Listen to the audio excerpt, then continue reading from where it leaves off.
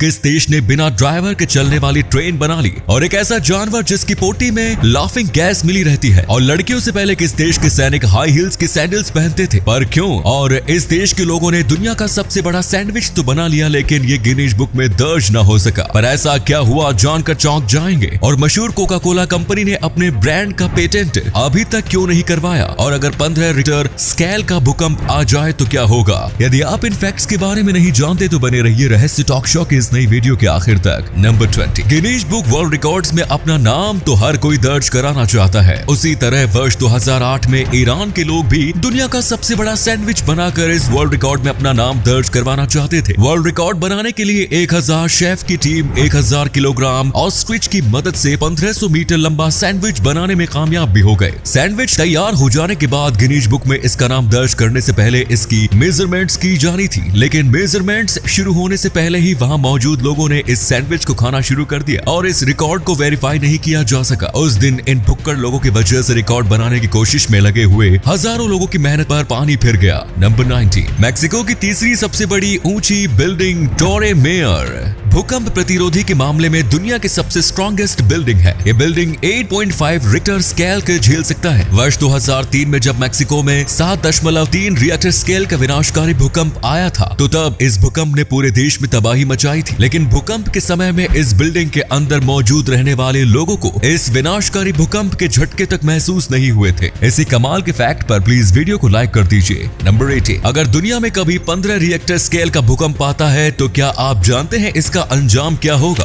15 Richter scale के भूकंप का अंजाम इतना विनाशकारी होगा जिसके बारे में आप कल्पना भी नहीं कर सकते हैं। अगर कभी दुनिया में 15 रिक्टर स्केल का भूकंप आता है तो फिर इससे हमारी पूरी धरती डिस्ट्रॉय हो जाएगी और इस धरती पर कुछ भी नहीं बचेगा। नंबर 17, दोस्तों आप लाफिंग गैस नाइट्रस ऑक्साइड के बारे में तो जानते ही होंगे, लेकिन क्या आप ये जानते हैं कि पेंगुइन की पोटी में भी लाफिंग गैस पाई जाती है। इस पक्षी की पोटी से नाइट्रोजन गैस रिलीज होती है और फिर मिट्टी में मौजूद बैक्टीरिया इस नाइट्रोजन गैस को नाइट्रस ऑक्साइड यानी लाफिंग गैस में कन्वर्ट कर देते हैं। एक बार रिसर्चर्स की एक टीम अंटार्कटिका में पेंगुइन्स पर रिसर्च करने के लिए गई थी। जब ये टीम पेंगुइन की कॉलोनी तक पहुंची तो तब वहां मौजूद लाफिंग गैस की वजह से रिसर्चर्स को इतनी ज्यादा हंसी आने लगी कि उनके लिए चलना तक मुश्किल हो गया था। नंबर 16, जब भी बटरफ्लाई यानी तितली का जिक्र आता है तो तब इसकी खूबसूरती की बात ही की जाती है, लेकिन क्या आप जानते हैं कि खूबसूरती के अलावा तितली अपनी स्पीड की वजह से भी जानी जाती है। इनफैक्ट तितली की सबसे तेज उड़ने वाली प्रजाति स्कीपर्स के उड़ने की स्पीड घोड़े के दौड़ने की स्पीड से भी ज्यादा होती है। नंबर 15, पूरी दुनिया में फिलहाल ड्राइवर लेस कार की ही बात चल रही है, लेकिन इस बीच जर्मनी ने दुनिया की सबसे पहली ड्राइवर लेस ट्रेन को लॉन्च करके कमाल ही कर दिया। इस ड्राइवर लेस ट्रेन का ट्रायल इस साल अक्टूबर महीने में शुरू हो गया था और अब दिसंबर महीने से इस ट्रेन में लोगों को सफर करना भी शुरू कर दिया है। ड्राइवर लेस होने की वजह से इस ट्रेन में 33% से ज्यादा पैसेंजर सफर कर सकते हैं और साथ ही ये ट्रेन 30% एनर्जी की भी बचत करता है। इस ट्रेन से समय की भी बचत होगी और एक ही रूट पर पहले के मुकाबले ज्यादा ट्रेनें भी चलाई जा सकती हैं। नंबर 40, हाई हील्स लड़कियों की पहचान है और आज के दौर में कोई भी लड़का हाई हील्स पहनने के बारे में सोच भी नहीं सकता। हाँ, अगर वो लड़का टिकटॉक पर रील्स बनाता हो तो फिर अलग बात है।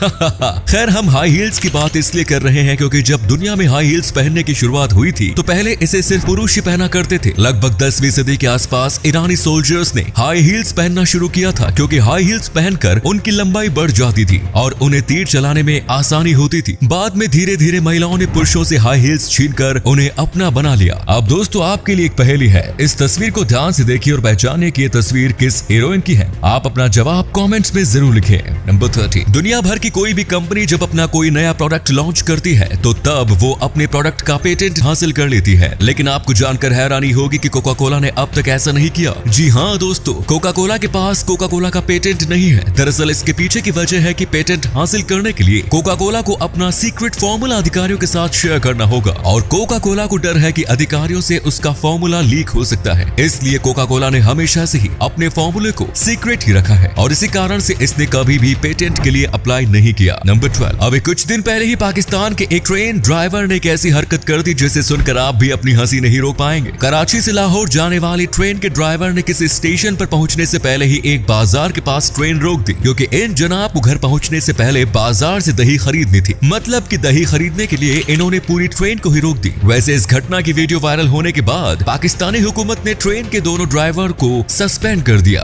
नंबर 11, स्विट्जरलैंड ने अपने देश में आत्महत्या और इच्छा मृत्यु के लिए लोगों को कानूनी रूप से इजाजत दे रखी है। अब इस काम को आसान बनाने के लिए स्विट्जरलैंड ने एक ऐसी मशीन को भी कानूनी मंजूरी दे दी है जो इच्छा मृत्यु या आत्महत्या की ख्वाहिश रखने वाले लोगों को 1 मिनट के अंदर ही बिना किसी दर्द की मौत की नींद सुला सकती है। ताबत के रूप में बनाई गई इस मशीन को सुसाइड पोड नाम दिया गया है। इसका आविष्कार डॉक्टर फिलिप निटचेक ने किया है, जिन्हें इस आविष्कार के लिए लोगों ने डॉक्टर डेथ नाम दे दिया। सुसाइड पोड के अंदर जाने के बाद पलक झपकते ही यह मशीन एक्टिव हो जाएगी और 1 मिनट के भीतर ही इंसान के शरीर में ऑक्सीजन इतना कम हो जाएगा कि उसकी मौत हो जाएगी। नंबर 10, अरब देश अपने खाने पीने की ज्यादातर चीजें दूसरे देशों से ही मंगवाते हैं। अरब देशों को फूड सप्लाई करने वाले देशों की लिस्ट में पिछले 15 सालों से ब्राजील पहले नंबर पर मौजूद था, लेकिन अब ब्राजील को पीछे छोड़कर भारत अरब देशों को फूड सप्लाई करने वाला नंबर 1 देश बन चुका है। ये हमारे किसानों की मेहनत का नतीजा है कि आज भारत इस मुकाम पर पहुंच चुका है। नंबर 9, विक्टोरियन काल के दौरान मूछें रखना पुरुषों के लिए शान की बात हुआ करती थी। उस दौर में लोग लंबी लंबी मूछें रखा करते थे, लेकिन इन लंबी मूछों की वजह से एक प्रॉब्लम ये होती थी कि चाय पीने के दौरान मूछ के बाल चाय के कप में चले जाते थे। इस प्रॉब्लम के सोल्यूशन के तौर पर कप बनाने वाली कुछ कंपनियों ने स्पेशल कप बनाना शुरू कर दिया था जो कि मूछ को चाय से टच होने से बचाता था। आई थिंक बहुत से लोगों को इस दौर में भी ऐसे कप की जरूरत होगी। नंबर 8, दुनिया के कई सारे बड़े और शानदार शहरों को पीछे छोड़ते हुए इजराइल देश का शहर टेल एविव दुनिया का सबसे महंगा शहर बन चुका है। दुनिया के सबसे महंगे शहरों की लिस्ट में नंबर 1 पर टेल एविव का नाम पूरी दुनिया के लिए चौंकाने वाला है। इस लिस्ट में दूसरे नंबर पर पेरिस और तीसरे नंबर पर सिंगापुर है। बाकी शहरों की लिस्ट आप अपनी स्क्रीन पर देख सकते हैं। नंबर 7, हम में से ज्यादातर लोगों के लिए 1 किलोमीटर पैदल चलना भी मुश्किल होता है, लेकिन आपको जानकर हैरानी होगी कि दुनिया में एक ऐसा भी इंसान है जिन्होंने 12,000 किलोमीटर तक पैदल चलने का कारनामा किया। मैरियो रिग्बी नाम के इस शख्स ने 12,000 किलोमीटर लंबे इस पैदल सफर की शुरुआत साउथ अफ्रीका के केप टाउन से वर्ष 2015 में की थी। अगले 2 साल तक पैदल चलते हुए वो साल 2017 में इजिप्ट की राजधानी कैरो शहर पहुंच गए। इस तरह से वो अफ्रीका के एक छोर से दूसरे छोर तक पैदल चलने वाले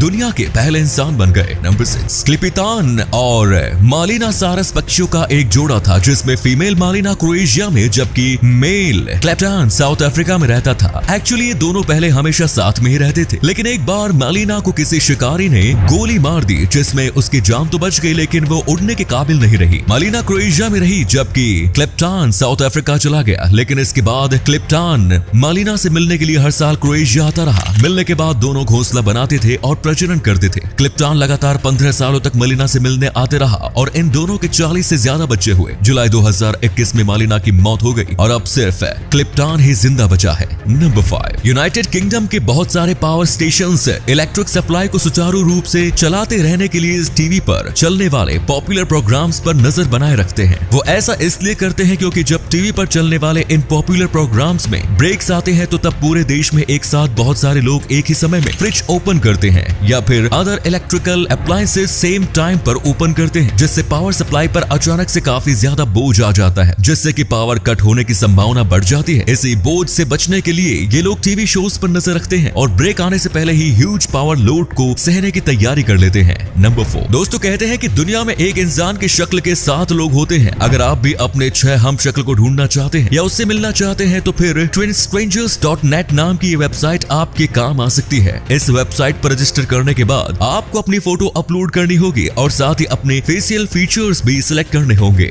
जिसके बाद ये वेबसाइट आर्टिफिशियल इंटेलिजेंस की मदद से आपकी हम शक्ल को ढूंढना शुरू कर देगा। नंबर 3, वर्ष 1958 में चीन के नेता माओ जेडोंग ने अपने देश में मौजूद तमाम गौरैया को मार डालने का हुक्म दिया, क्योंकि गौरैया खेतों में लगी अनाज की फसल को खा जाती थी। इस हुक्म के बाद देश में काफी ज्यादा संख्या में गौरैयों को मार दिया गया, लेकिन फिर इसका अंजाम ये हुआ कि देश में भयंकर भूखमरी आ गई और इस वजह से लगभग 4.5 करोड़ लोगों की जान चली गई। ऐसा इसलिए हुआ क्योंकि पौधों में लगने वाले कीट पतंगों ने सभी फसलों को बुरी तरह बर्बाद कर दिया था। वहीं जब गौरैया रहती थी तो तब वो इन कीट पतंगों को खाकर फसलों को सुरक्षित रखा करती थी। इसलिए कहते हैं दोस्तों, हमें कभी भी इकोसिस्टम के साथ खिलवाड़ नहीं करना चाहिए। नंबर 2, वर्ष 2016 में अमेरिका के ओहियो में 18 साल के एक लड़के इजाहा एकिंस ने स्टेट सीनेटर बनकर एक स्कूल का दौरा किया। इसने खुद को स्टेट सीनेटर के रूप में स्कूल में पेश किया। इस फेक स्टेट सीनेटर को स्कूल मैनेजमेंट की ओर से स्कूल टूर के लिए ड्राइवर के साथ एक कार प्रोवाइड कराई गई। हाई स्कूल स्टूडेंट्स के बीच इसने भाषण भी दिया और अपने पॉलिटिकल करियर के बारे में भी इसने बात की। इस पूरे स्कूल को उल्लू बनाकर ये वापस लौट आया और स्कूल को इस बात का पता तब चला जब 1 महीने बाद रियल एस्टेट सीनेटर स्कूल के दौरे पर गए। नंबर 1, दुनिया में बहुत से ऐसे देश है जहां ड्राइविंग लाइसेंस हासिल करने के लिए बेहद सख्त नियम है। उन्हीं में से एक देश है जर्मनी। जर्मनी में ड्राइविंग लाइसेंस हासिल करने के लिए पहले फर्स्ट एड ट्रेनिंग लेना जरूरी है ताकि कभी एक्सीडेंट होने पर ड्राइवर एक दूसरे की मदद कर सके। तो दोस्तों ये थे कुछ अमेजिंग फैक्ट्स। वीडियो को शेयर जरूर करें दोस्तों ताकि आपके दोस्त और जानने वाले भी जान सके कि आप कितने नॉलेजेबल वीडियोस देखते हैं।